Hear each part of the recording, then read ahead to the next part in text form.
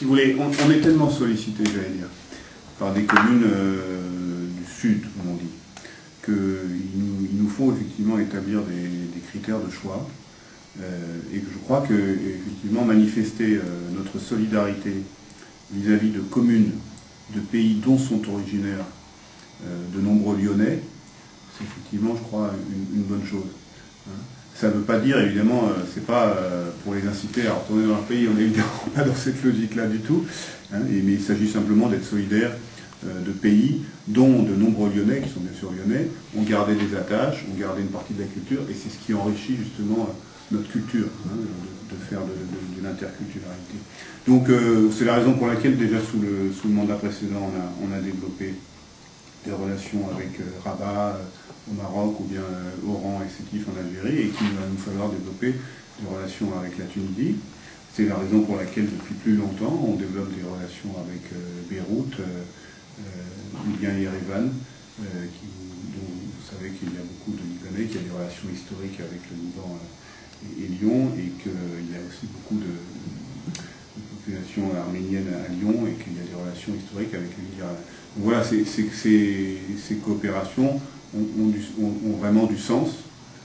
parce qu'elles sont effectivement en lien avec voilà, une histoire entre Lyon et ces pays-là. Je crois que voilà, il faut effectivement appuyer nos coopérations sur ce sens-là, en choisissant bien ensuite ce qu'on fait. Je crois que, parce qu'on pourrait avoir tendance à coopérer dans beaucoup de domaines. Aujourd'hui, les Nations Unies, en 2000, ont défini des objectifs du millénaire pour le développement, qui sont en fait 8 objectifs qui correspondent aux services essentiels qu'une collectivité publique doit apporter à ses habitants. Et donc c'est évidemment dans ce sens-là que nous allons orienter nos actions. Alors, pour les orienter dans ce sens-là, dans le cadre des compétences de la collectivité. Dans les objectifs pour le développement, il y a des choses qui ne relèvent pas de la compétence ni de la commune de Lyon, ni du Grand Lyon. Donc évidemment, là, on peut pas agir. Par contre, lorsqu'il s'agit, par exemple, de santé publique, et que nos collectivités ont la compétence en matière de distribution de l'eau potable, d'assainissement ou de gestion des déchets, qui sont évidemment des questions de santé publique évidentes, c'est là qu'on va coopérer. Ou bien lorsqu'on parle d'éducation primaire, les objectifs du millénaire pour le développement,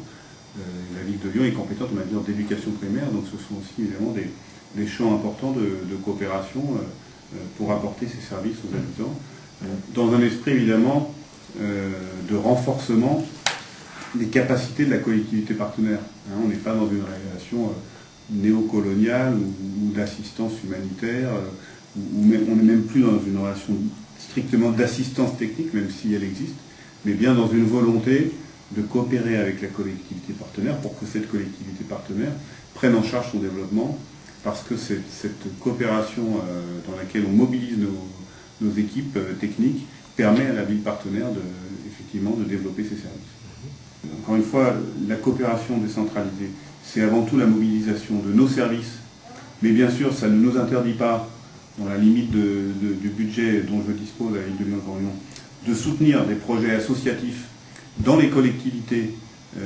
partenaires. Et ces projets associatifs sont bien sûr souvent menés par ces populations qui ont leurs origines dans la collectivité partenaire. Et donc là, justement, pourquoi est-ce qu'on va coopérer avec ces pays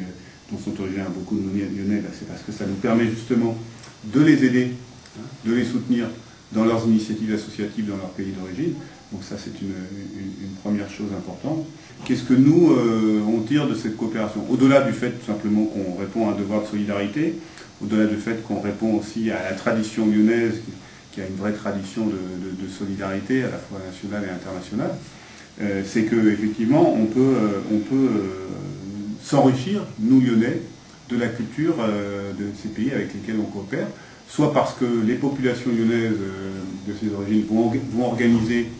des choses qu'on va soutenir, parce qu'effectivement elles nous enrichissent culturellement, et puis elles font en même temps partie de